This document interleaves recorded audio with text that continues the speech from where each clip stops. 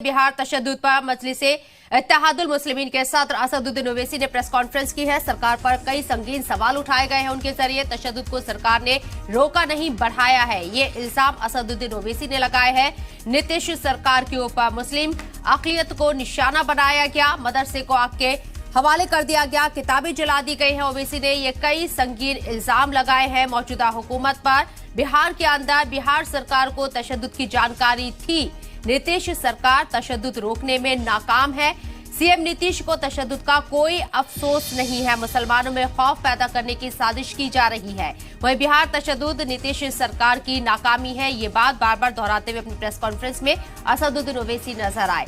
रियासती सरकारें तशद्दुद के लिए जिम्मेदार हैं। एक बार फिर से अपनी प्रेस कॉन्फ्रेंस में उन्होंने इस बात को जोर शोर से उठाया है।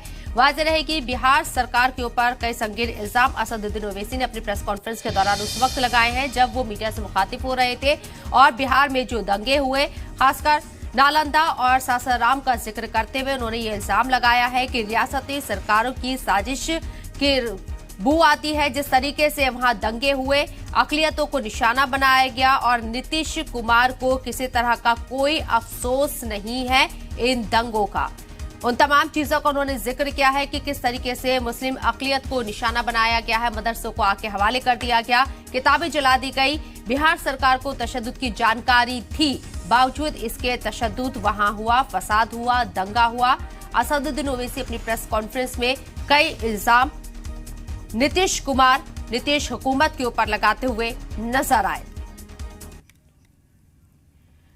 तो बिहार तशद्दुद पर ओवैसी ने कई सवाल उठाए हैं। इससे पहले भी जब सीमांचल के दौरे पर थे असदुद्दीन ओवैसी, नीतीश सरकार के ऊपर मुसलमानों को लेकर उन्होंने कई इल्जाम लगाए थे, सवाल उठाए थे और अब एक बार फिर से, हालांकि इस बार बिहार में जो फसाद हुआ है उसको लेकर नीतीश सरकार को घेरते हुए नजर आए हैं असदुद्दीन ओवैसी। साफ उन्होंने अपनी प्रेस कॉन्फ्रेंस में कहा है कि सरकार के ऊपर सवाल उठाते हुए कि सरकार तशद्दुद नहीं रोक पाए और इसके साथ ही मुस्लिम अक़लियत को निशाना बनाया गया है, मदरसों को आग के हवाले कर दिया गया, किताबें जला दी गई। मदरसा अजीजिया को आग के हवाले कर दिया गया। 110 साल से ज्यादा पुराना ये मदरसा था और जहां कहीं बेशकीमती किताबें थी, लेकिन सब नजरें आतिश हो गई इन दंगों की वजह से। बिहार सरकार को तशद्दुद की जानकारी थी, ये बड़ा इल्जाम असदुद्दीन ओवैसी ने लगाया है। वाज़ेह रहे, रामनवमी के दौरान शोभा यात्रा के दौरान बिहार में दंगा भड़का, सासाराम से इसकी शुरुआत हुई और नालंदा बिहार शरीफ तक इन दंगों की आग पहुंचती हुई नजर आई। काफी नुकसान हुआ है। साथ ही साथ अब असदुद्दीन ओवैसी सीधे नीतीश कुमार को कटघरे में खड़ा कर रहे हैं। प्रेस कॉन्फ्रेंस करके ये कई संगीन इल्जाम असदुद्दीन ओवैसी ने नीतीश कुमार के ऊपर लगाए हैं। नीतीश सरकार को तशद्दुद रोकने में नाकाम बताया है। साथ ही साथ ये भी कहा है कि सीएम नीतीश को तशद्दुद का कोई अफसोस नहीं है, मुसलमानों में खौफ पैदा करने की साजिश की जा रही है। बिहार तशद्दुद नीतीश सरकार की नाकामी है। रियासती सरकारें तशद्दुद के लिए जिम्मेदार है। अपने बयानों को लेकर सुर्खियों में रहने वाले असदुद्दीन ओवैसी नीतीश सरकार के ऊपर हमलावर नजर आए। अगर कोई प्रोसेशन निकालते हैं और वो प्रोसेशन में वायलेंस होता है तो जो ऑर्गेनाइजर्स है उनकी भी जिम्मेदारी उस पर आयद होती है कि उन्होंने उस वायलेंस को रोका नहीं बल्कि उसको आगे बढ़ाया भी। ये दो चीजें फैक्ट है, इसको कोई डिनाई नहीं कर सकता है। और तीसरी बात यह है कि जो कुछ बिहार में हुआ है, बिहार शरीफ में, जहां पर एक 100 साला मदरसे अजीजिया को जला दिया गया, एक मस्जिद के मीनार को डैमेज किया गया और वहां पर एक टारगेटेड मुस्लिम माइनॉरिटी के दुकानों को निशाना बनाया गया, इससे साफ जाहिर है कि इसमें बहुत बड़ी प्लानिंग हुई है। और बिहार की नीतीश कुमार और तेजस्वी की सरकार को ये मालूम था कि नालंदा एक सेंसिटिव डिस्ट्रिक्ट है, नीतीश कुमार मुख्यमंत्री का होम डिस्ट्रिक्ट है, उसके बावजूद भी आप सासाराम में भी गड़बड़ हुई। तो ये सरासर बिहार में जो कुछ हुआ, ये सरकार के ऊपर जिम्मेदारी आयद होती है कि उन्होंने वायलेंस को रोका नहीं और उनको मालूम था, उनके पास रिपोर्ट्स, इंटेलिजेंस रिपोर्ट्स थे कि यहां पर वायलेंस हो सकता है। 2016 में भी इस तरह का एक वायलेंस नालंदा में हुआ था और अफसोस की बात यह है कि वहां पर एक मदरसे अजीजिया को पूरा जला दिया गया। ट्वीट से काम नहीं होगा।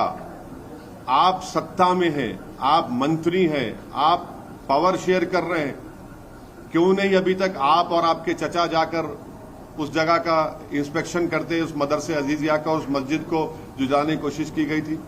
क्यों नहीं आपकी सरकार ने अब तक कंपनसेशन का ऐलान किया?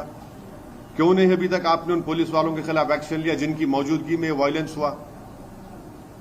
क्यों नहीं आप ये अरेस्टिंग जो लोग किए कर रहे हैं? ये तो इनकी नाकामी है, बिल्कुल सरासर इनकी नाकामी है और हम कंडेम करते हैं। और देश के होम मिनिस्टर बोलते हैं कि उल्टा लटका देंगे अगर उनकी सरकार होती। तो फिर वडोदरा में क्या हुआ?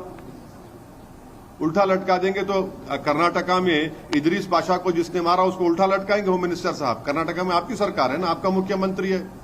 इदरीस पाशा को रामनगर डिस्ट्रिक्ट से किडनैप करके 20 लाख रुपए रैंसम पूछा गया, 20 लाख रुपए, और नहीं देने की बुनियाद पर उसको आप मॉबलिज कर दिए, उसको उल्टा लटकाएंगे। जुनैद नसीर को हरियाणा में मार दिए ले जाकर, क्या होम मिनिस्टर अमित शाह जो मारने वालों को उल्टा लटकाएंगे? ये कौन सा ये बात करते हैं? तो बंगाल की हिंसा को कैसे देख रहे हैं? मैं जो वायलेंस होता है उसकी जिम्मेदारी स्टेट गवर्नमेंट पर आयद होती है, वो उनकी नाकामी है। और जो प्रोसेशन निकालते हैं उन पर भी जिम्मेदारी आयद होती है कि उनका प्रोसेशन निकाला गया, उनकी भी जिम्मेदारी होती है कि वायलेंस को ना होने दें।